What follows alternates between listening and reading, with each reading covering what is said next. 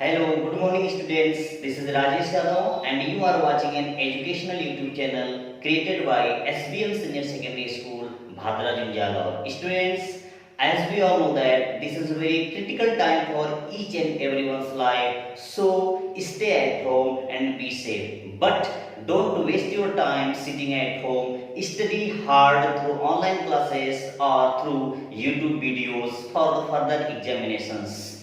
Students, in the previous video, you studied about the whole of the syllabus of class 10th English. Now you will study the definition of tense, types of tense and other things. So please look at the whiteboard and try to understand what is tense.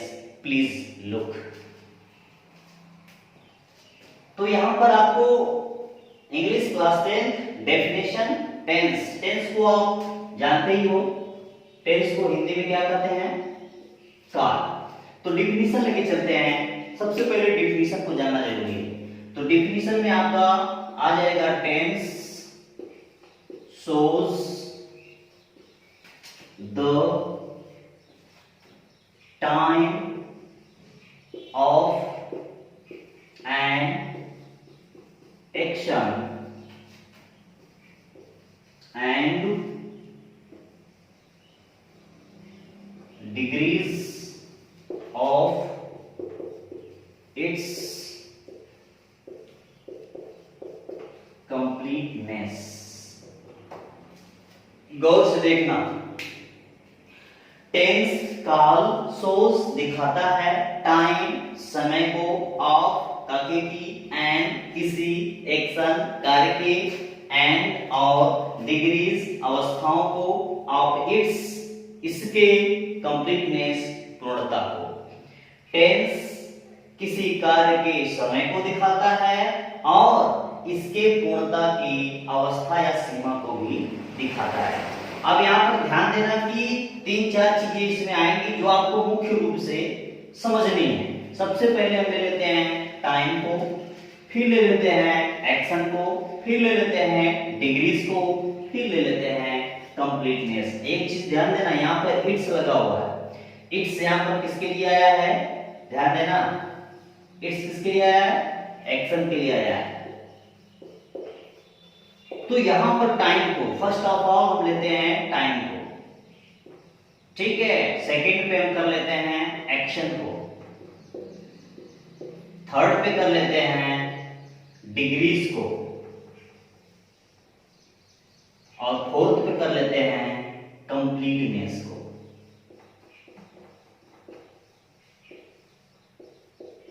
गौर से देखना यहां पे, ठीक है ना। Time काल वह होता है जो किसी कार्य के समय को बताता है। क्लियर?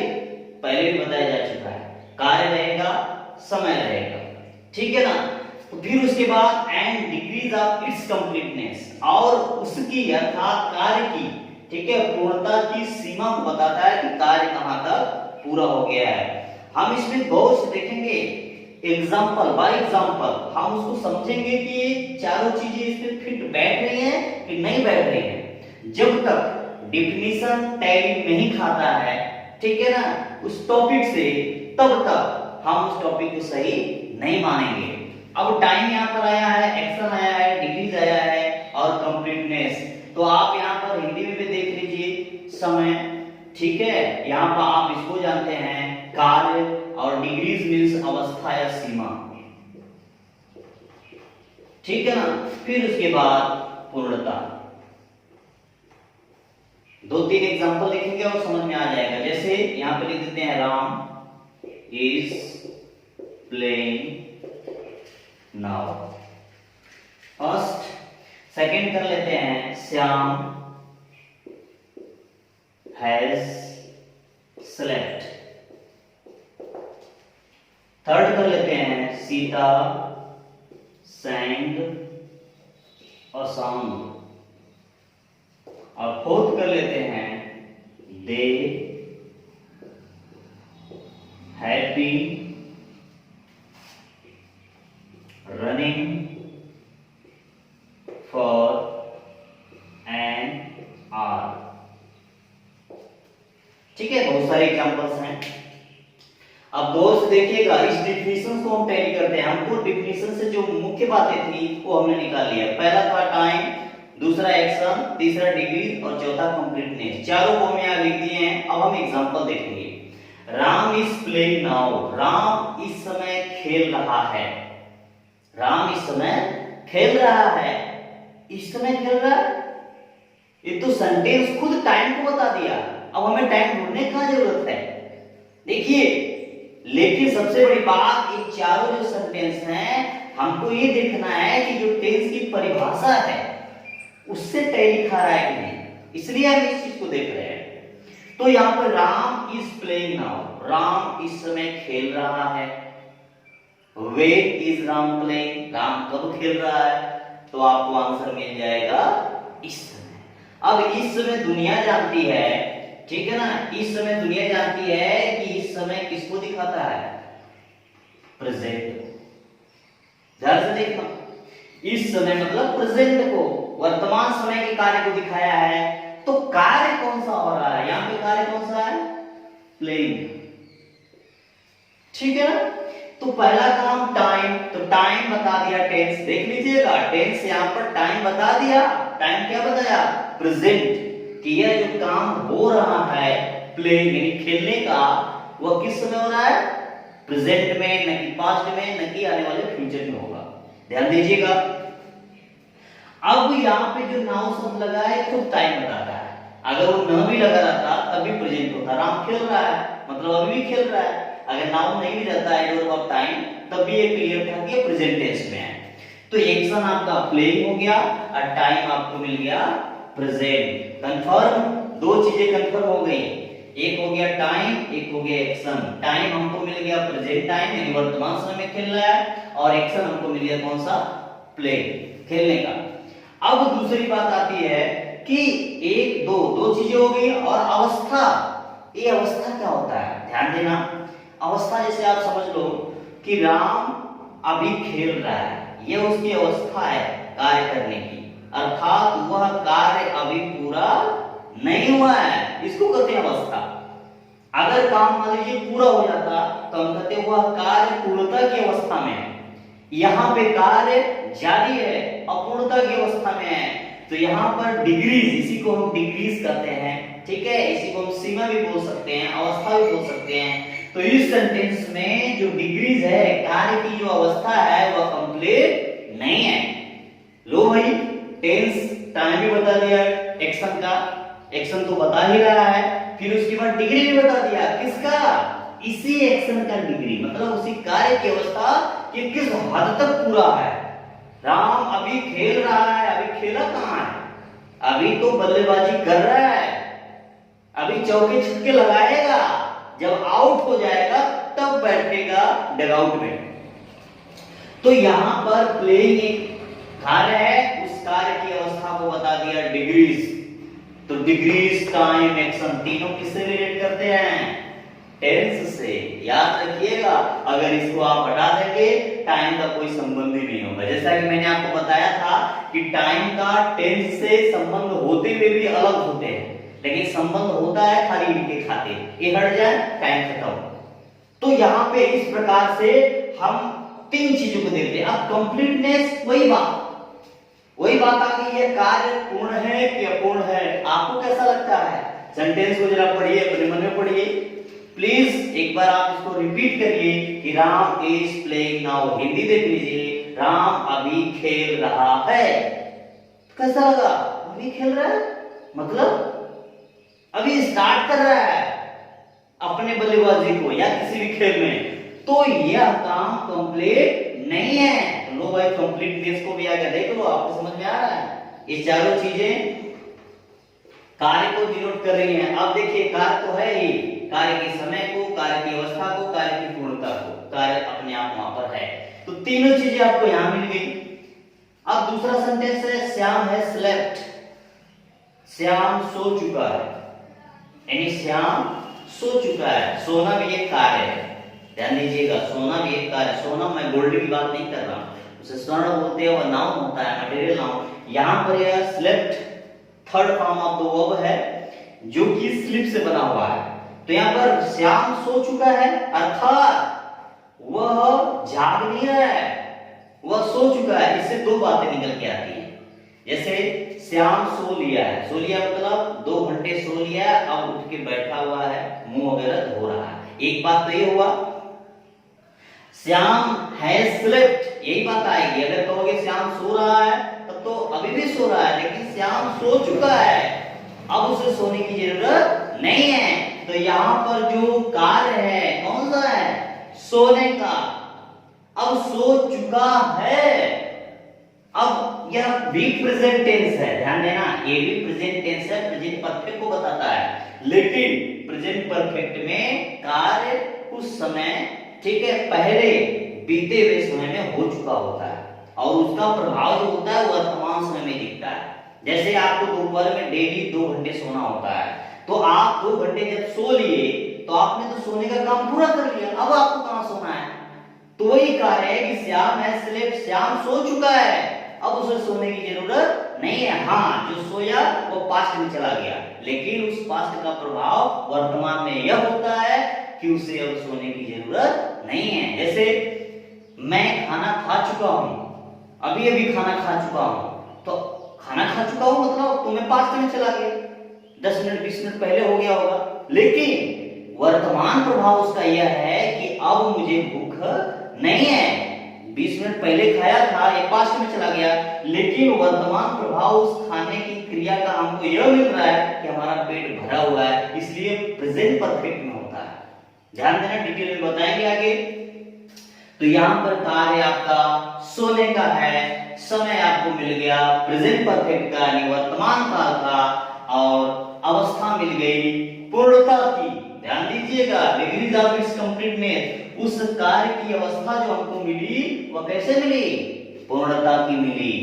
तीसरा है Sita sang a song, Sita गीत गाई, सीता गीत गाई। अब सिंग का सेकंड फॉर्म है, पास्ट फॉर्म है, गीत गाई मतलब अभी नहीं गा रही है, गीत गाती थी मतलब हो सकता है कल गाई होगी, हो सकता है 2 महीने पहले गाई होगी।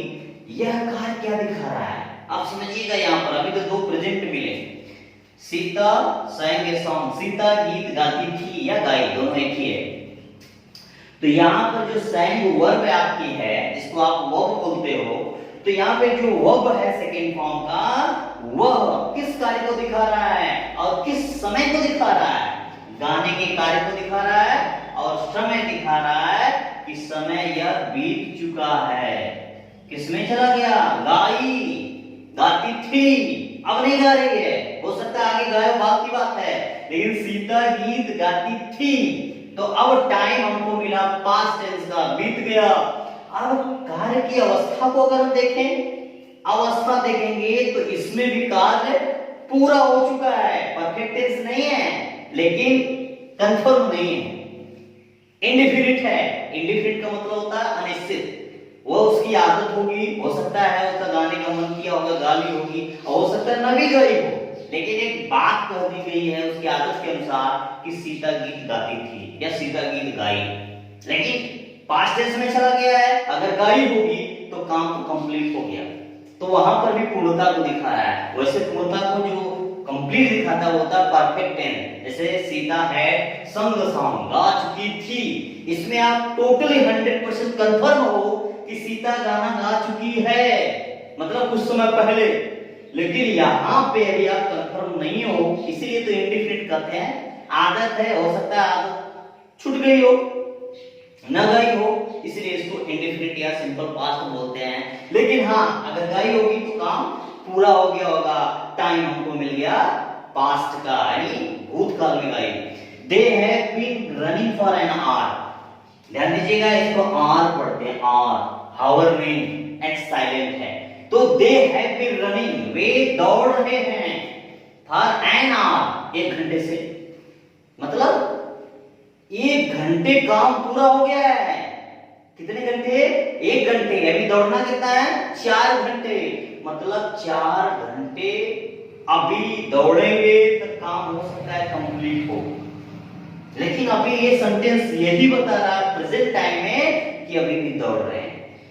ध्यान दीजिएगा, प्रेजेंट परफेक्ट कंटीन्यूअस टेंस और प्रेजेंट कंटीन्यूअस टेंस में बहुत ज्यादा अंतर नहीं है, केवल एक अंतर है, इसमें एक्शन जो कार्य होता है उसका समय दिया जाता है फॉर सिंस लगाकर, और इसमें समय नहीं दिया जाता। बस जैसे राम 1 घंटे से खेल रहा है, present perfect continuous tense, Ram खेल रहा है, प्रेजेंट कंटीन्यूअस टेंस। यहाँ पता नहीं चल रहा है कि राम कब से खेल रहा है, लेकिन इसमें पता चल जाता है। तो इसमें भी कार्य कौन सा है, दौड़ने का। कब से कर रहे हैं, 1 घंटे से। कंप्लीट है कि इनकम्प्लीट है, ये भी देख लेते हैं। कार्य की अवस्था और पूर्णता। पूर्णता की अवस्था क्या है, पूर्णता की अवस्था यह है कि कार्य कंप्लीट नहीं है, कंप्लीट होने की ओर अग्रसर है।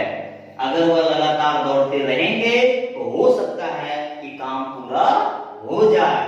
तो बच्चों ध्यान से देखना, अगर आपको नहीं समझ में आया हो तो फिर से देख लीजिएगा।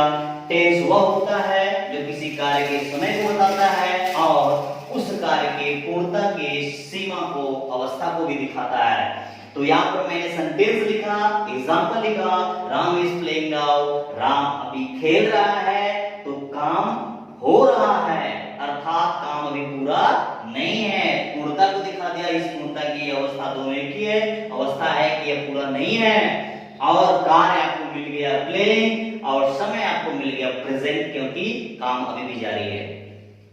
दूसरा, श्याम है स्लेप, श्याम सो चुका है, सो चुका है। अब श्याम को सोने की जरूरत नहीं है, क्योंकि इसमें जो काम है, पूर्णता की जो अवस्था है, कंप्लीट है। चूंकि यह बीते समय में हो गया है, लेकिन उसका प्रभाव यह है कि अब उसे सोना नहीं है, इसलिए वर्तमान काल कहा जाता है, प्रेजेंट परफेक्ट टेंस है। ठीक है ना, इसमें भी कार्य की पूर्णता कंप्लीट हो चुकी है। Sita sang a song, Sita एक गीत गाती थी, पता नहीं गाती थी कि नहीं गाती थी, कंफर्म नहीं है।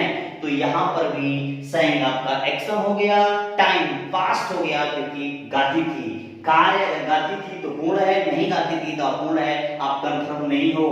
अगर आप कंफर्म रहोगे तो हेड संग लगाना पड़ेगा। कंप्लीटनेस, पूर्णता को दिखा दिया। They have been running for an hour, वे 1 घंटे से दौड़ रहे हैं, अभी भी दौड़ रहे हैं, उनका काम 1 घंटे कंप्लीट हुआ है, बाकी अभी इनकम्प्लीट है, इसलिए यह कार्य प्रेजेंट परफेक्ट कंटीन्यूअस टेंस में, क्योंकि दौड़ रहे हैं लगातार, और कार्य का जो समय है 1 घंटा हो चुका है। दौड़ने का काम आप देख रहे हो, रनिंग। तो विद्यार्थियों ये आपका टेंसेस है। परिभाषा में आप जाओगे, सारी परिभाषा को आप टैली देख लो, खिला लो, समय, कार्य, अवस्था और पूर्णता चारों इससे टैली खा रहा है, तो समझिए आपका टेंस सही है। आगे हम देखेंगे, एक और चीज देखेंगे, गौर से देखना।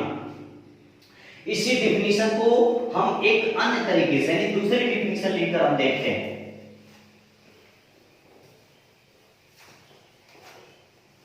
टॉपिक आपकी शुरू हो जाएगी, आप टेंशन ना लें, लेकिन डिफिनीशन जानना जरूरी है। ठीक है, बहुत ही जरूरी है। अगली डिफिनीशन है tense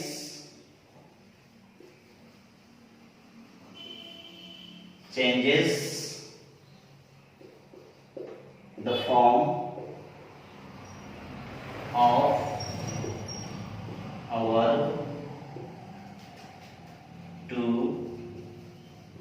denote the time of action। मिलता जुलता है टेंस, ठीक है, changes the form of a verb to denote the time of action. ठीक है, टेंस किसी कार्य के समय को बताने के लिए, दिखाने के लिए, इंगित करने के लिए, ठीक है, क्रिया के रूप में परिवर्तन कर देता है। देख लीजिए, एनी टेंस का क्रिया के ऊपर फुल कमांड होता है, जब चाहे किसी रूप में बदल सकता है, आपको मालूम होगा। ठीक है ना, जैसे एक वर्ब लिखने गो, ठीक है, वेंट, फिर उसके बाद गॉन, फिर उसके बाद गोस, फिर उसके बाद गोइंग, ये होती है वर्ब की फॉर्म। आप जब भी पाओगे इंग्लिश में, ठीक है, इन्हीं रूपों में पाओगे, इनके अलावा नहीं पाओगे। ठीक है, तो ये 1 2 3 4 5, ठीक है ना, ये पांचों जो रूप हैं इनके अनुसार बदलते हैं, अर्थात यह किंग है और इनके सब्जेक्ट मतलब प्रजा है। ये राजा है, ये प्रजा है, जब चाहेगा तब कोई भी डिसीजन ले सकता है, एनीथिंग। तो यहां पर जैसे आप देख सकते हो, राम हैज गॉन, एक हो गया। Ram goes, Ram is going, Ram went. ठीक है ना। अब देखिए, गो आपको मिल गया, ये गोस हो गया, वेंट आपको मिल गया, गॉन मिल गया। ठीक है, गोस है यही, गो और गोस एक ही होता है, एक वचन था इसलिए यस लगा है, और गोइंग आप देख रहे हो। तो यहाँ पर राम हैज गॉन, जैसा जैसा टेंस आ रहा है वैसा वैसा क्रिया का रूप बदलता जा रहा है। देखिए verb, Ram has gone, Ram जा चुका है, प्रेजेंट परफेक्ट था तो इसने कहा मुझे थर्ड फॉर्म लाके दो। किसने कहा? टेंस ने। तो वर्ब जो है दौड़ते दौड़ते आए और कहेगी ठीक है थर्ड फॉर्म ले लीजिए। देख लीजिए बदल दिया, full command. Ram goes, Ram जाता है, कहा मैं प्रेजेंट इंडेफिनिट टेंस का, ठीक है, सेंटेंस हूं, मुझे सेंटेंस में, ठीक है, ऐसे यस वाली फॉर्म चाहिए, तुरंत हाजिर हो गई। ठीक है ना। राम इज गोइंग, कहा कि प्रेजेंट कंटीन्यूअस टेंस को दिखाना है, आईएनजी लेकर आओ, तो फर्स्ट फॉर्म में आईएनजी लगा दिया गया, फुल कमांड, एकदम ऑर्डर दिया जा रहा है। राम वेंट का पास्ट टेंस हो गया, वेंट लेके आओ, वेंट लेके आ गया। तो अब देख ले, डेफिनेशन सीधी सीधी डेफिनेशन है, ज्यादा इसमें वो नहीं है। टेंस किसी कार्य के समय को दिखाने के लिए, ठीक है ना, वर्ब के रूप में परिवर्तन कर लेता है। तो कार्य का समय देख लो, पास्ट टेंस रूप में परिवर्तन हो गया, continuous tense, present continuous tense रूप में परिवर्तन हो गया, प्रेजेंट इंडेफिनिट टेंस रूप में परिवर्तन हो गया, प्रेजेंट परफेक्ट टेंस रूप में परिवर्तन हो गया। तो डेफिनेशन तो वही है, ज्यादा बदली नहीं है। देख लो, वहां पर भी टाइम था, वहां पर भी एक्शन था, ये दोनों तो मिलेंगे नहीं। जब तक ये नहीं होगा इनका कोई मायने ही नहीं है। तो इस टेंस का उद्देश्य खाली एक ही है, क्या बताना? टाइम। ध्यान दीजिएगा, वो भी किसके टाइम को? एक्शन को। यानी वह जो कार्य हो रहा है, हो चुका है, होता है, किस समय में? प्रेजेंट में, पास्ट में, फ्यूचर में, सारा झंझट खत्म। क्यों? क्योंकि एक्शन और टाइम को अगर आप समझ गए तो टेंस की डेफिनेशन ज्यादा कुछ पढ़ने की जरूरत नहीं है। यानी सेंटेंस लिखा है, उसमें कार्य है, वह कार्य कब हो रहा है, टेंस की डेफिनेशन खत्म हो गई। समझ में आया स्टूडेंट्स? ध्यान से देखना, समझ में आ जाएगा, ज्यादा डिफिकल्ट नहीं है। ये तो डेफिनेशन मैंने इसलिए डिटेल में बताया क्योंकि किसी भी टॉपिक को आप पढ़ो लेकिन उससे पहले उसकी डेफिनेशन को जरूर जानो, तब उसे टैली खिलाओ हर सेंटेंस से। जितने भी टॉपिक्स आपको मिलेंगे उसकी डेफिनेशन होगी और उसे टैली खिलाओ जितने भी सेंटेंस हो रहे हैं, तब जाके कंप्लीट टैली खाता है, तब समझिए कि करेक्ट है। इसलिए आप टेंस की डेफिनेशन जानो। समझ में आया? ठीक है, यही है आपकी टेंस। दो डेफिनेशन मैंने लिख दिया और बाय एग्जांपल आपको समझाया गया। उम्मीद करता हूं तो आपको अच्छी तरीके से समझ में आई होगी। तो हम थोड़ा सा ठीक है टाइप्स के बारे में, टेंस के बारे में और देखते हैं। अब ये तो था डेफिनेशन, अब हम अपने तरीके से डेफिनेशन बता रहे हैं, गौर से देखिएगा। ठीक है, अपने तरीके से डेफिनेशन क्या है? There was a man named by Tense, गौर से सुनिएगा। There was a man, एक आदमी था, named by Tense, उसका नाम टेंस था। पहले की बात, अब की बात नहीं है। एक आदमी था, उसका नाम टेंस था। कोई आदमी था विशेष, उस आदमी का नाम क्या रख दिया गया? Tense. He got married and he had 3 sons, उसके 3 बेटे हुए। यानी जो टेंस नामक व्यक्ति था उसके 3 बेटे हो गए। पहले का उसने नाम रखा प्रेजेंट, और दूसरे का नाम रखा उसने पास्ट, और तीसरे का नाम रखा उसने फ्यूचर। ध्यान से देखिएगा, एक आदमी था जिसका नाम टेंस था, वह आदमी, ठीक है ना, अपने उम्र को पार करता गया और आगे चल के उसको 3 बेटे हुए। पहले का नाम प्रेजेंट रखा, दूसरे का नाम पास्ट रखा, और तीसरे का नाम फ्यूचर रख दिया। बात क्लियर, नॉर्मल बात है।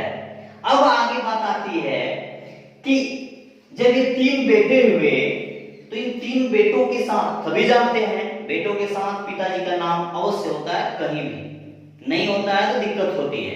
तो इसने क्या किया, उसी ठीक है रीति को फॉलो करते हुए अपना नाम यहाँ पर आगे लिखता चला गया, लगाता चला गया।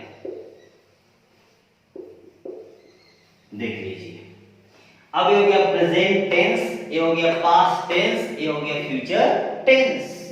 क्लियर? आदमी टेंस था, उसके 3 बेटे हुए तो प्रेजेंट पास्ट फ्यूचर में, लेकिन उस आदमी का नाम चूंकि टेंस था इसलिए अपना नाम अपने बेटों के साथ जोड़ दिया, तो जोड़ा तो तीनों के साथ, देख लीजिए। लेकिन बात आगे बढ़ी, बड़े हुए, शादी हुई और इन तीनों के भी बच्चे हुए, नॉर्मल सी बात है। तो जब इन तीनों के बच्चे हुए तो इनका भी नामकरण करना पड़ा। तो प्रेजेंट के बच्चे जब हुए, ठीक है, क्योंकि बड़ा लड़का है, तो प्रेजेंट ने अपने बच्चों का नाम लिखना शुरू किया। ये आपका प्रेजेंट टेंस है, ठीक है। अब प्रेजेंट टेंस पहला बेटा है, तो इसने पहले बेटे का जो पहला लड़का हुआ उसका नाम इसने रख दिया इंडेफिनिट। गौर से देखिएगा। और सेकंड जो दूसरा बेटा हुआ उसका नाम इसने रखा कंटिन्यूअस। और जो थर्ड हुआ, ठीक है ना, उसका नाम रख दिया परफेक्ट। और जो फोर्थ हुआ उसका नाम रख दिया परफेक्ट कंटिन्यूअस। Clear students?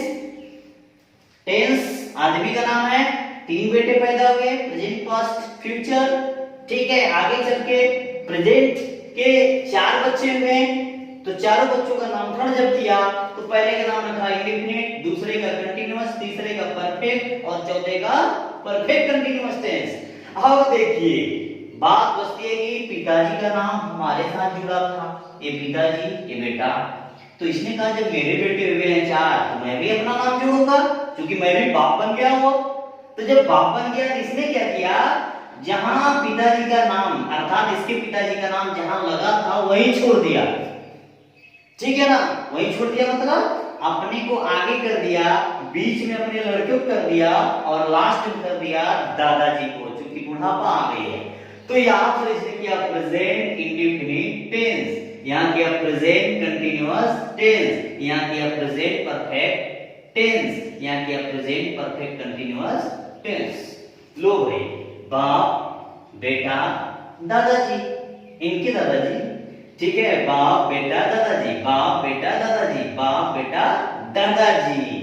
अब देखिए तो 4 बेटे इनके हुए, भाई ये लोग भी बड़े हुए, अब इनका भी फैमिली है, इनका भी परिवार बढ़ेगा, तो पास्ट के भी बेटे हुए और फ्यूचर के भी बेटे हुए, तो इन्होंने भी अपना कहा कि नामकरण करेंगे। तो ये तो फर्स्ट हो गया प्रेजेंट। अब यहाँ पे सेकेंड आता है पास्ट का, तो पास्ट टेंस जो था उसको भी बच्चे पैदा हुए, तो यहाँ पे ए इसके बच्चा पैदा हुए तो इसने भी नाम रखा इंडेफिनिट, सेम नाम रख दिया, कहा मैं भी वही नाम रखूंगा। फिर उसने रख दिया कंटिन्यूअस, ठीक है, फिर उसने रख दिया परफेक्ट, फिर उसने रख दिया परफेक्ट कंटिन्यूअस, ठीक है ना। ध्यान से देखिएगा, थोड़ा सा समझाने का तरीका अलग है। पास्ट टेंस भी वही जो सेम प्रेजेंट टेंस के बच्चों का नाम था इंडेफिनिट, कंटीन्यूअस, परफेक्ट, परफेक्ट, वही नाम रख दिया, कब मैं भी वही नाम रखूंगा, अच्छा नाम, ठीक है भाई, रख दो। लेकिन दादाजी को दिक्कत समझ में आई, उन्होंने कहा ठीक है तू तो नाम रख दिया, लेकिन यही काम तू भी कर ले, जैसे ही अपने बेटों के आगे अपना नाम रख दिया प्रेजेंट ने, उसे तू भी कर ले। तो कहा ठीक है मैं भी कर लेता हूं। तो इसने कर दिया पास्ट, यहां कर दिया पास्ट, यहां कर दिया पास्ट, यहां कर दिया पास्ट। कहा मेरा भी नाम रख दे, बुढ़ा गया हूं लेकिन रख दे। तो इसने कहा ठीक है दादाजी, यहां पर रख दिया। इसने दादाजी कहा, इसने पापा बोला। तो अब हो गया past indefinite, past continuous, past perfect, past perfect continuous, दादाजी पीछे लगे थे। समझ में आ रहा है बच्चों? अब यहाँ पर देखिए 2 लोगों की फैमिली हो गई, कितनी, 8 की। अब बच गया फ्यूचर, ठीक है ना, फ्यूचर कहाँ पीछे रहने वाला है, तो फ्यूचर भी कहा भाई मैं भी नाम रखूंगा, लेकिन वही नाम रखूंगा जो आप लोगों ने रखा है। तो उसने भी वही शुरू कर दिया, ठीक है ना। अब यहाँ हो गया परफेक्ट, यहाँ हो गया परफेक्ट कंटीन्यूअस। फिर इनके पिताजी ने अर्थात टेंस ने फ्यूचर से कहा कि जैसा प्रेजेंट में किया, जैसा पास्ट में किया, वैसा तू भी कर ले, क्योंकि मेरा सुनने वाला तो है नहीं, मेरी बात तो कुछ और थी, लेकिन तेरा मैंने रख कर ले तो इसने भी फ्यूचर, ठीक है, फ्यूचर, फ्यूचर और फ्यूचर, पीछे दादाजी अर्थात इनके दादाजी का भी नाम हो गया। इस प्रकार से ये आपके तीनों टेंस जो हैं प्रेजेंट, पास्ट, फ्यूचर के अगर बेटों को मिला दिया जाए तो कुल फैमिली लंबी हो गई 4, 4, 8 और 12 बच्चों का जमावड़ा शुरू हो गया, टीम तैयार हो गई। अब इन्हीं को हमको पढ़ना है, ठीक है ना, एक ही रहता तो एक ही पढ़ना होता, लेकिन 12 हो गए तो 12 को पढ़ना है। अब यहाँ पर देखिए दादाजी की एक और दिक्कत समझ में आ रही थी शुरू में कि हम बुलाएंगे किसको, अगर बुला दिए इंडेफिनिट पानी लग गया तो कौन इंडेफिनिट आएगा, ये वाला आएगा कि ये वाला आएगा कि ये वाला आएगा। इसी का हल निकालने के लिए उन्होंने इनके बाप का नाम आगे करवाया, अपना नाम पीछे करवाया, ताकि ये पता चले कि मैं प्रेजेंट इंडेफिनिट को बुला रहा हूं, कि पास्ट इंडेफिनिट को बुला रहा हूं, कि फ्यूचर इंडेफिनिट को बुला रहा हूं। ये थी दादाजी की ट्रिक, सही ट्रिक है, क्योंकि इंडेफिनिट को बुलाते तो तीनों दौड़ते, कंटिन्यूअस को दौड़ाते, ठीक है, बुलाते तो तीनों दौड़ के आते। इस कंफ्यूजन को उन्होंने झटके से दूर कर दिया और शांतिपूर्वक लोग अपने परिवार में जीवन यापन करने लगे। तो इन्हीं परिवार के बारे में, this is the tense family, ठीक है, वेरी बिग फैमिली, ठीक है ना। क्रिकेट टीम तैयार हो गई, तो यहाँ पर इतने बड़े परिवार को हमको पढ़ना है, 12 टेंसेस हो गए, इन्हीं के बारे में हमको जानकारी लेनी है, ठीक है ना। आज के लिए बस इतना ही, इसके बाद हम आगे की जानकारी देंगे, ठीक है, धन्यवाद।